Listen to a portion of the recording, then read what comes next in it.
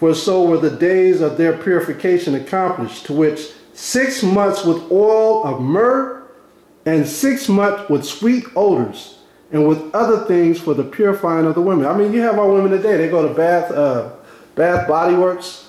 They buy all these oils. These women today really don't know how to use oils like the women back then knew. All right? They had systematically figured out how to use trees and herbs and everything to go inside the woman's pores. And I mean, when you smelled the woman, she smelled like a rose. So I mean, our daughters and our women got a long ways to go to learn this. Okay? Let's go to verse 13, and we're going to skip down. Verse 13. Then thus came every maid unto the king, whatsoever she desired was given her, to go with her out of the house of the women unto the king's house. Let's drop down to 16. Verse 16. So Esther was taken unto the king Xerxes into his house royal in the 10th month, which is the month Tibeth, in the 7th year of his reign. So this is like a year and 10 months. All right. And the king loved Esther above all the women, and she obtained grace and favor in the sight, for more than all the virgins, so that he set the royal crown upon her head and made her queen instead of Vashti. Okay, so now Esther is now queen of Persia. All right, she is the first Hebrew queen of Persia. Verse 20. Esther had not yet showed her kindred, nor her people, as Mordecai had charged her. For Esther did the commandment of Mordecai like as when she was brought up with him. Now, why did Mordecai tell her to conceal her nationality? Why did he do that? So when we first started, we read in the Apocrypha, chapter 12 of Esther. And Mordecai had a great dream, and he saw an uprising of his people, right? And he said that 2 dragons would be wrestling. Who are those 2 dragons? We're going to read about it, all right? One was an Edomite, the other one was a Persian, all right? So those were the 2 dragons. But he told Esther to conceal her nationality because that was part of the dream that he had had. He knew it was of the Most High, that prophecy, okay? So let's go to Esther 3 and 1. Let's go to the 3rd chapter, the 1st verse. After these things did King Xerxes promote Haman, the son of Hammedatha the Agagite, and advanced him, and set his seat above all the princes that were with him. Now, who is this Agagite? How is he related? How is he an Edomite? A lot of you probably say, how is he an Edomite? Let's find out how this man is an Edomite. Let's go to Esther chapter 16 in the Apocrypha. Esther chapter 16, and let's go to verse 10. And some of you may have already known this from a class before. Esther chapter 16, verse 10. For Haman, a Macedonian, what was Alexander the Greek? We're going to find out in a minute. For Haman, a Macedonian, the son of Hammedatha, being indeed a stranger from the Persian blood. He was a stranger, meaning he was not of a Persian origin, and far distant from our goodness, and as a stranger received of us. All right, so he was far from whose goodness? The Israelite goodness. All right, so he had to be an Edomite. 2 nations are in your womb, right? One would be stronger than the other. So he was of a far goodness, meaning he was wicked. All right, let's read, let's go to Esther, let's go to the 14th verse. 16 and 14. For by these means he thought, finding us destitute of friends, to have translated the kingdom of the Persians to the Macedonians. So he had an undermining system going on. He was trying to undermine the Persians to let the Macedonians come in. You know who the Macedonians are? When you watch 300, the movie, the Macedonians were Alexander the Greek's father. Okay? So at this time, the Macedonians, the Greeks, the Edomites were already trying to jock for position. Remember, they were jockeying for position when we went into captivity under the Babylonian Empire. They were the ones giving us up. In Psalms 137, raise it, raise it. They were saying to our people, raise that fire. You know? They was pointing us out. So we got to understand this Agagite, which was an Edomite, which was a Macedonian, was the one who was trying to get us. Let's go to 1 Samuel 15, and let's find out more about this Agagite. 1 Samuel chapter 15, verse 7. 1 Samuel chapter 15, verse 7. And Saul smite the Amalekites from Havilah until thou comest to Shur, that is over against Egypt. And he took Agag, the king of the Amalekites, alive. So this is Agag's son. And utterly destroyed all the people with the edge of the sword. Now we know that King Saul didn't destroy all the people. That's why he lost his kingdom. Okay, so Agag, Haman is a descendant of the Agags, or the Agagites, okay, which were Amalekites when you look at the scriptures. All right, let's go from there to 1 Maccabees in the Apocrypha. Let's look up some more. Let's find out where the Macedonian part comes in at. 1 Maccabees chapter 1 and 1. 1 Maccabees chapter 1, verse 1. And it happened after that Alexander, son of Philip, the Macedonian, who came out of the land of Chittim, and smitten Darius, king of the Persians and Medes, that he reigned in his stead the first over Greece. So they conquered him anyways. And remember on the movie 300, who did they fight against? The Persians and the Medes. So even though Haman didn't succeed, the Macedonians still came and overran that land. Okay? They still came and overran that land. Amazing, right? It's all in the scriptures. History is in the scriptures. All right? So we got to understand that we have to be careful when we look into the scriptures that everything has been told already to us. So Haman was also another snake in the kingdom of Persia, basically, like the snake in the garden. Let's go to Esther 3 and 10. Esther 3 and 10 in the Bible. Esther 3 verse 10. And the king took the ring from his hand and gave it unto Haman, the son of Methodah, the Agagite, the Jews' enemy. All right, so why did he do that? Because he had got so high up in that king's government that the king, he was sleeping on Haman, not knowing that Haman was two-faced. He would smile in the face of the king, but then he frowned down on Mordecai and the Jews. All right, you got brothers like that today. They smile in your face, but then they show another face to the brothers who don't know who they are, or they don't really care for it. All right, this is verse 11. And the king said unto Haman, the silver is given to thee, the people also to do with them, as it seemeth good to you. Then were the king's scribes called on the 13th day of the first month, and there was written according to all that Haman had commanded, unto the king's lieutenants and to the governors, and were over every province, and to the rulers of every people of every province, according to the writing thereof, and to every people after their language. In the name of the king Xerxes was it written, and sealed with the king's ring. And the letters were sent by post into all the king's provinces to destroy, to kill, and to cause to perish all Jews, both young and old, little children and women, in one day, even upon the 13th day in the 12th month, which is the month of Adar, and to take the spoil of them for prey.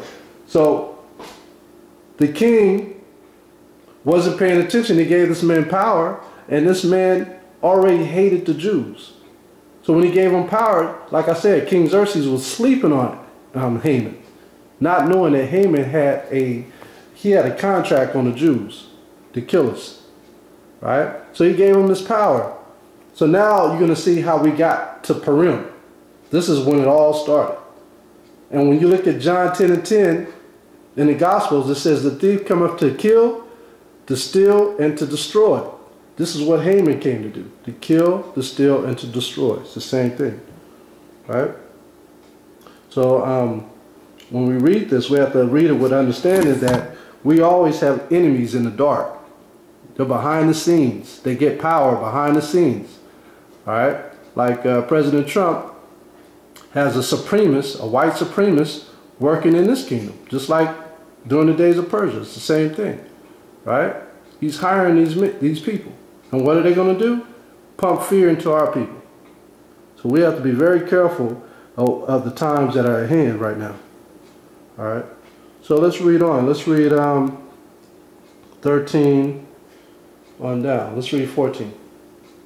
The copy of the writing for a commandment to be given in every province was published unto all people, that they should be ready against that day. The post went out, being hastened by the king's commandment. And the decree was given in Shushan, the palace. And the king and Haman sat down to drink, but the city of Shushan was perplexed. So they were posting up advertisements about killing the Jews. All over the provinces, different provinces. Okay? So we have to understand what we're up against, man. We are up against an evil nation. Let's go to Esther 4, verse 1. Esther 4, verse 1. When Mordecai perceived all that was done, Mordecai rent his clothes and put on sackcloth with ashes, and went out into the midst of the city and cried with a loud and bitter cry, and came even before the king's gate. For none might enter into the king's gate clothed with sackcloth. Okay? So I mean, when you look at Mordecai, Mordecai was in great pain because this rat, this devil, ended up getting away with killing us. Okay? That's why you have to be cautious of who you work with, how you conduct yourself, because we are working in the midst of devils, according to Revelation 18. We are in the midst of devils, right? Let's go to Proverbs chapter 26 and 25. They're all around us, man. You have to conduct yourself in a way like Esther, where they don't know your nationality sometimes, okay? Proverbs chapter 26. That's why I do all things with wisdom. Proverbs 26 and 25. This is Haman. When he speaketh fair, believe him not, for there are 7 abominations in his heart, whose hatred is covered by deceit. His wickedness shall be showed before the whole congregation. Whoso diggeth a pit shall fall therein, and he that rolleth a stone, it will return upon him. A lying tongue hateth those that are afflicted by it, and a flattering mouth worketh ruin. So the Most High says, these are 7 abominations that these people have. Okay, so you have to be very careful. Any of y'all saw the movie Get Out? Any of y'all seen that movie?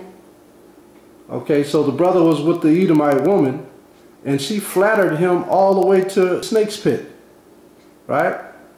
And once she got him there, he was just in a cloud. He didn't know what was going on. He knew something wasn't right, but by the time he figured it out, it was too late. So, I mean, we have to be careful. Our people have to be very careful with the things that they do, you know. Let's go back to Esther, and let's read verse 7. And Mordecai told him of all that had happened unto him, and of the sum of the money that Haman had promised to pay to the king's treasures for the Jews, to destroy them.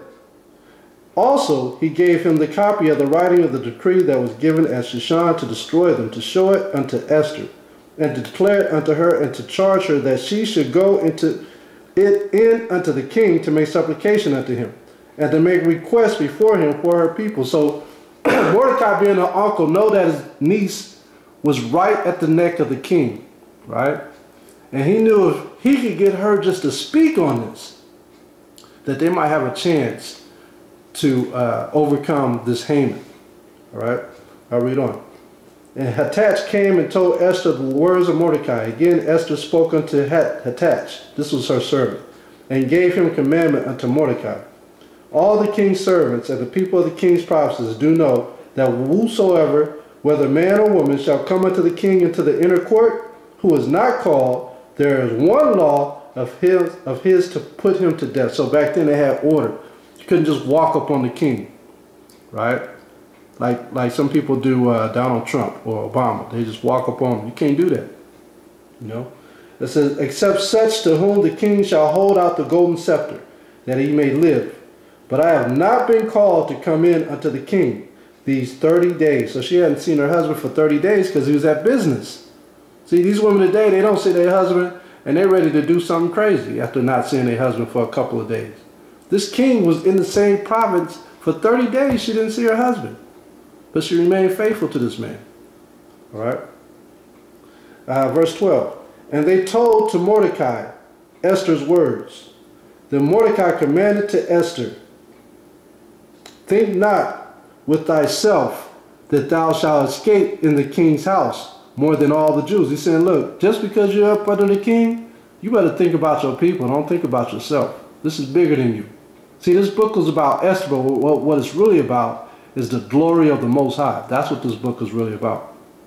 It's not about just Esther. It's about the glory of the Most High and his people.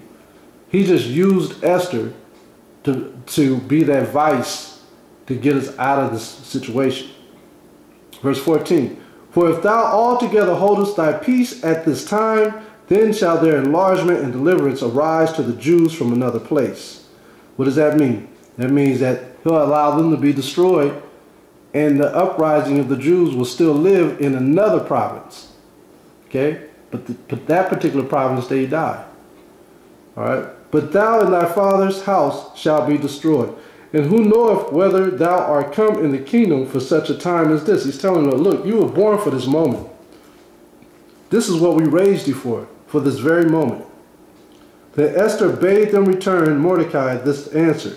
Go gather together all the Jews that are present in Shushan, and fast you for meat, and neither eat nor drink 3 days, night or day. I also and my maidens will fast likewise. And so while I go in unto the king, which is not according to the law, and if I perish, I perish. He said, look, I'm going to make that chance. I'm going to take that chance to walk up on the king. All right? Either he's going to kill me or he's going to allow me to touch the scepter. All right? Verse 17. So Mordecai went his way and did according to all that Esther had commanded him. Now why she said, look, I got to fast on this. Why she tell all the people to fast? Because she has to make sure that this is true. That is Haman, that one that's doing this, setting these decrees. She has to be 100% sure. Because in those days, if you second guess anyone in power, that was your head. You died. And everybody that was with you, that was going along with you. All right? So she had to be very careful. All right? These were critical times for the Israelites. All right? Let's go to Esther 5:1. Esther 5:1. Now it came to pass on the 3rd day that Esther put on her royal apparel and stood in the inner court of the king's house over against the king's house. And the king sat upon his royal throne in the royal house over against the gate of the house. And it was so when the king saw Esther, the queen, standing in the court, that she obtained favor in his sight. And the king held out to Esther the golden scepter that was in his hand. So Esther drew near and touched the top of the scepter. So she was allowed in.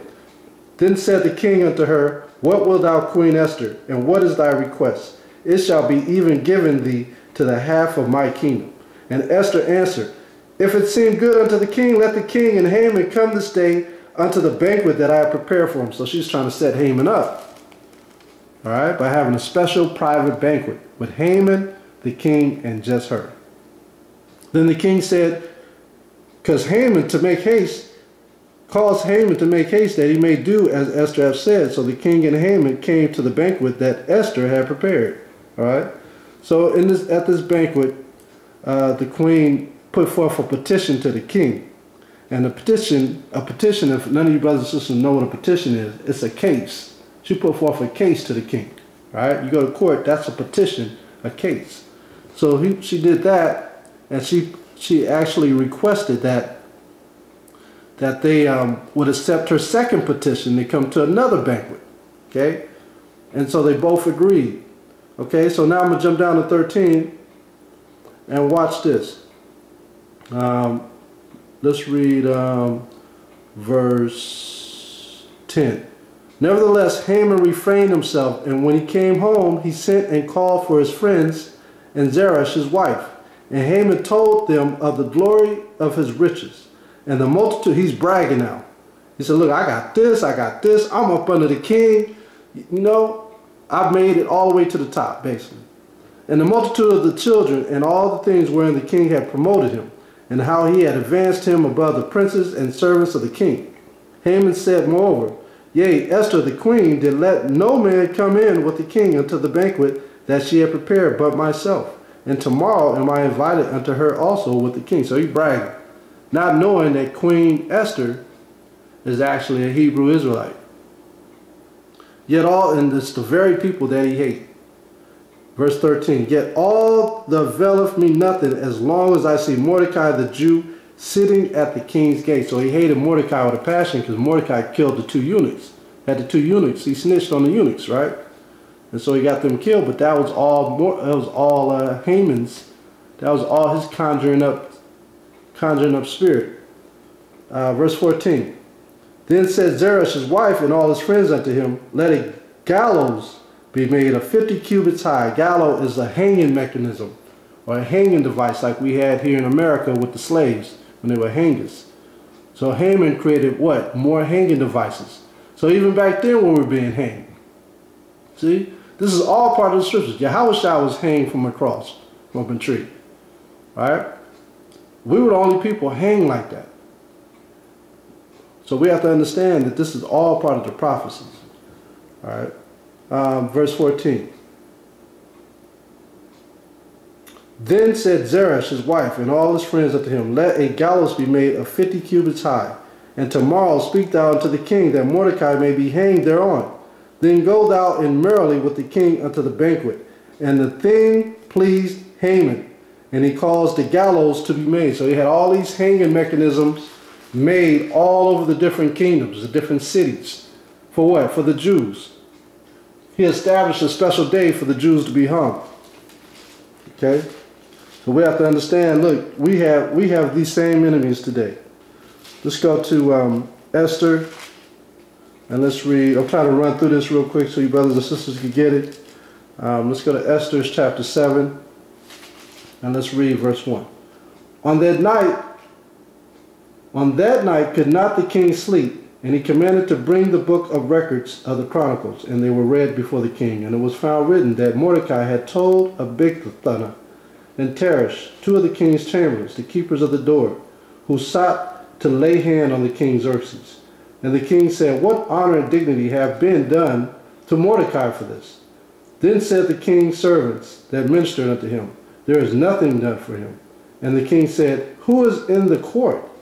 Now Haman was come into the outer court of the king's house to speak unto the king, to hang Mordecai on the gallows that he had prepared for him. So here's the king reading about these things that Mordecai did. He saved his life, but then Haman wants to hang him. Don't make sense. And the king's servant said unto him, behold, Haman standeth in the court. And the king said, let him come in. So Haman came in, and the king said unto him, what shall be done unto the man whom the king delighteth to honor? Now Haman thought in his heart, to whom would the king delight to do honor more than to myself? And Haman answered the king, for the man whom the king delighteth to honor, let the royal apparel be brought, which the king useth to wear, and the house that the king rideth upon, and the crown royal which is set upon his head. And let this apparel and horse be delivered to the hand of one of the king's most noble princes. So he's talking with a double-edged tongue right now. Haman knew in his heart he wanted to kill Mordecai. But he saw that the king was gracious that this man saved his life. All right. So as we read on, we see that Haman wants to build these gallows, and this decree goes out to kill all the Jews. But what stops Haman from doing this? It's Queen Esther. She sets him up. Right? Queen Esther is the one who sets him up. So when we continue to read on, we see that in the 7th chapter, that Queen Esther gets together with the king. She gets together with Haman, and she squeals on Haman.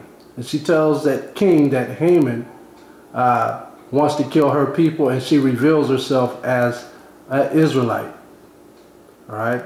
So as you read verse 10, 8 and 10, it says, so they hanged Haman. Let's read up. Let's read verse 8. It says, verse 7. Let's go to 7. So it says, and the king, arising from the banquet of wine in his wrath, went into the palace garden. And Haman stood up to make request for his life to Esther the queen. For he saw that there was evil determined against him by the king. Then the king returned out of the palace garden into the palace of the banquet of wine. And Haman was fallen upon the bed whereon Esther was. Then said the king, will he force the queen also before me in the house? I mean, he was making them look bad. He's like, man, you coming after my wife in my own house? He was trying to get to Queen Esther because she had gave him up. What was he going to do to her? Probably try to strangle her. It says, as the word went out of the king's mouth, they covered Haman's face, his servants did. And Harbona, one of the chamberlains, said before the king, behold, also the gallows, 50 cubits high, which Haman had made for Mordecai, who had spoken good for the king, standeth in the house of Haman. Then the king said, hang him thereon. So they hanged Haman on the gallows that he had prepared for Mordecai. Then was the king's wrath pacified. So at this particular time, this was the 13th and the 14th and the 15th day, and this was the day that pleased the king. The king actually honored Mordecai, gave the Jews back their independence. I mean, even though they were still serving captivity, but the dread of being hung was taken out of the system. All right, and this is where we got our holiday. It came, or our holy day. It came from this. Let's read verse 16, 8 and 16. Now I'm kind of running through it because I know it's cut for time right now. But let's read 8 and 16. This is very important. It says, verse 15. It says, and Mordecai went out from the presence of the king in royal apparel of blue and white, and with a great crown of gold, and with a garment of fine linen and purple, and the city of Shushan rejoiced and was glad. The Jews had light and gladness and joy and honor. And in every province and in every city, whithersoever the king's commandment and his decree came, the Jews had joy and gladness, a feast and a good day. Listen to this. And many of the people of the land became Jews, meaning they became converts. Now, when it talks about these people converting to become Israelites, this started the trend of people converting to be Israelites. Understand? So, of course, you had Haman, who was what? A Macedonian, an Agagite. The people of his kind, they learned from the people who were converting over to becoming Israelites. This is where you get the Caucasians, or the Caucasus Mountains, or the Edomites, the Idumeans, you know, or the Khazars. This is when they started to see, hey, these people are a great people, right? Remember the Macedonians conquered the Persians. So they said these people are a great people. When the Greeks came into the plantations of Israel, they also saw the significant and power of Israel. And a lot of them also started to convert, like Herod the Great. He converted to becoming what? An Israelite. Okay? So this started the mass conversion of people becoming Israelites. So brothers like to say, well, yeah, we're scattered all over. Yeah, we are scattered all over. But the Most High said, let the tares grow with the wheat. Okay?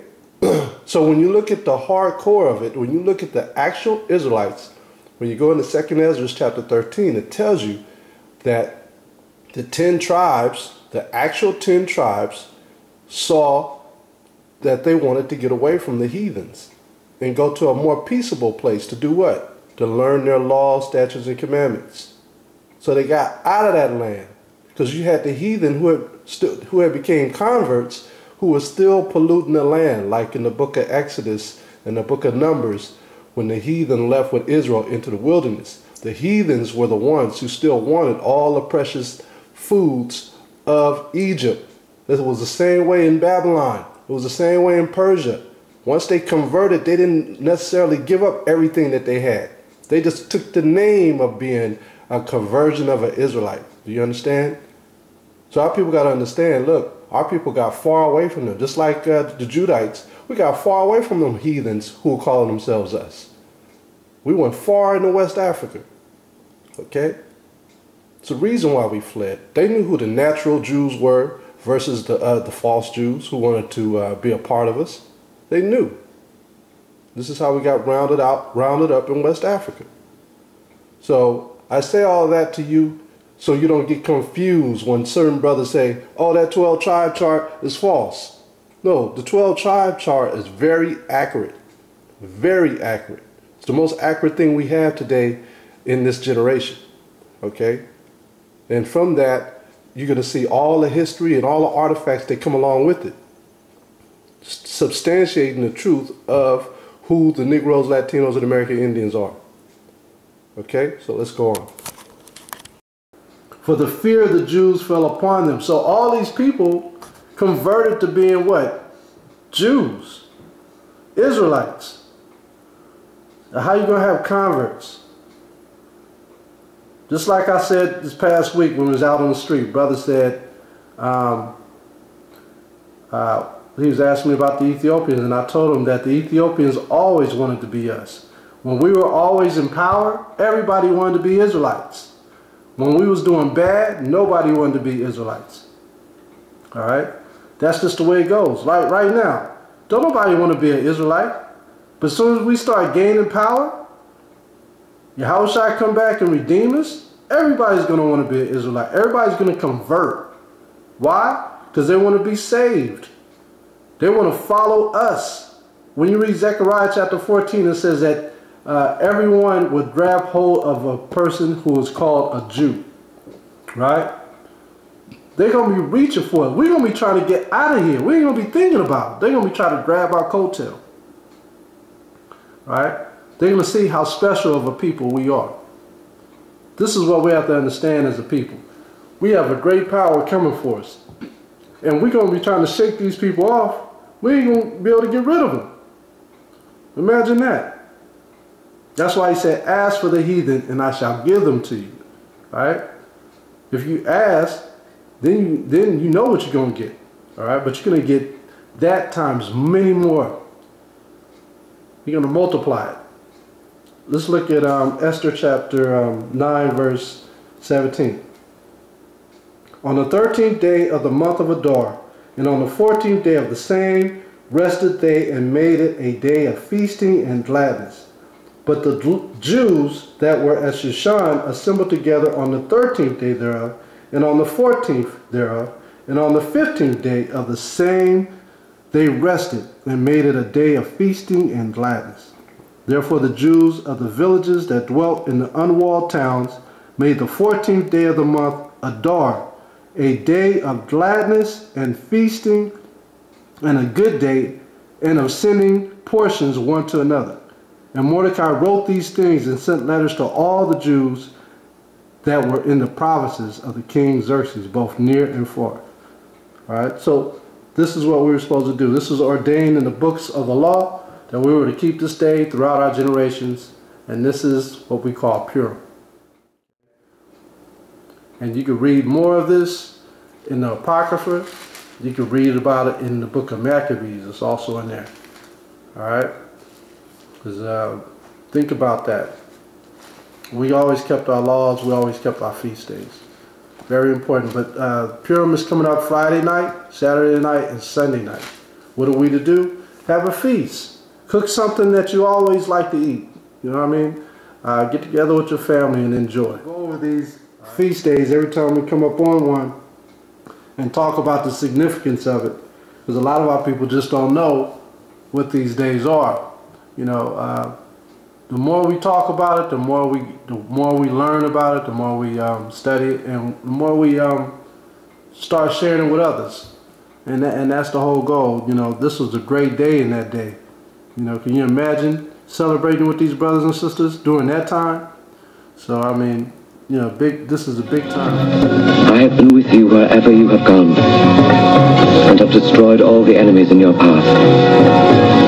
I will make you a great name among the great ones of the earth. I will assign a place for my people in Israel. There I will plant them, and they shall dwell in their own land.